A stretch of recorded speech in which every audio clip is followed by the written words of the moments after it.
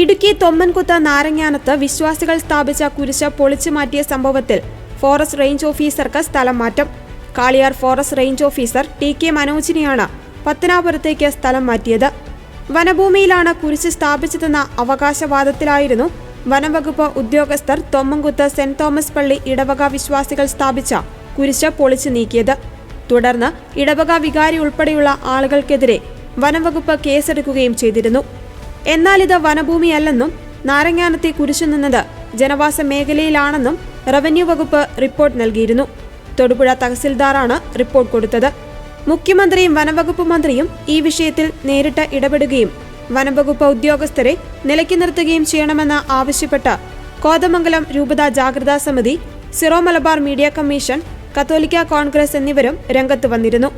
സംഭവത്തിൽ തൊമ്മൻകുത്ത് ഇടവക വിശ്വാസികൾ ഫോറസ്റ്റ് റേഞ്ച് ഓഫീസ് ഉപരോധിച്ച് സമരവും നടത്തിയിരുന്നു. ഇതിനിടെയാണ് റേഞ്ച് ഓഫീസറെ സ്ഥലം മാറ്റിക്കൊണ്ട് ഉത്തരവിറങ്ങിയത്. എന്നാൽ റേഞ്ച് ഓഫീസറുടെ സ്ഥലം മാറ്റ അപേക്ഷ പരിഗണിച്ചുകൊണ്ടാണ് നടപടിയെന്നാണ് വനം വകുപ്പിന്റെ വിശദീകരണം.